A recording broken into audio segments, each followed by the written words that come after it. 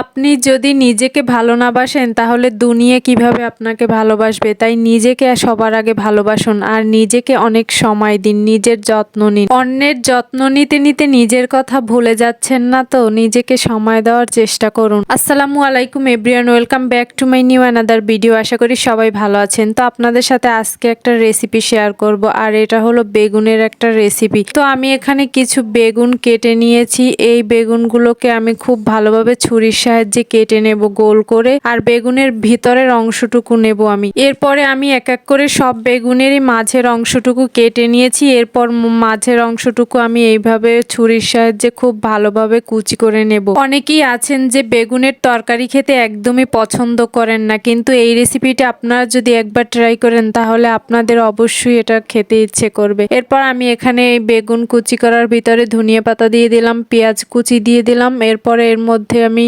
কাঁচামরিচ দিয়েছিলাম আর একটু সামান্য লবণ। এরপর আমি এখানে একটা ডিম নিয়ে নেব। এই ডিমটাকে আমি খুব ভালোভাবে ফেটিয়ে নেব। এরপরে আমার ডিমটাকে খুব ভালোভাবে গোলা হয়ে গেলে আমি এই বেগুনের মধ্যে আমি ডিমটাকে দিয়ে খুব ভালোভাবে এটাকে আমি মেখে নেব, যেন সবগুলো উপকরণ একসাথে মিশে যায়। এরপর আমি জাস্ট এখানে একটু কালার হওয়ার জন্য হলুদের গুঁড়া দিয়েছি।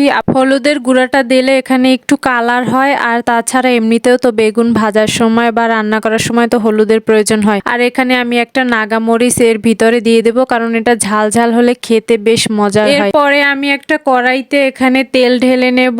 এরপর আমি সেই কেটে রাখা ফাঁকা বেগুনগুলো আমি এখানে কড়াইয়ের উপর এক এক করে সবগুলো দিয়ে দেব। এই রেসিপিটা একবার ফলো করলে আপনাদের বারবার খেতে ইচ্ছে করবে। যাদের বেগুনে অ্যালার্জি আছে তারাও এই রেসিপিটা খেতে চাইবে, এটা এত মজার হয়। তারপরে আমি সবগুলো উপকরণ এখানে চামচ দিয়ে এক এক করে বেগুতরে আমি দিয়ে দেব। আর এগুলো কিন্তু একদম সুন্দর করে দিতে হবে, যেমন বেগুনটা প্রথমে ছিল ঠিক তেমন ভাবেই এটাকে রাখতে হবে। এরপরে আমি এগুলোকে খুব সুন্দর করে ভেজে নেব। আর দেখুন এই ডিমগুলো নিচ থেকে বের হয়ে একদম জমাট বেঁধে আছে, এগুলোকে আমি তুলে বেগুনের উপরে উঠিয়ে দেব।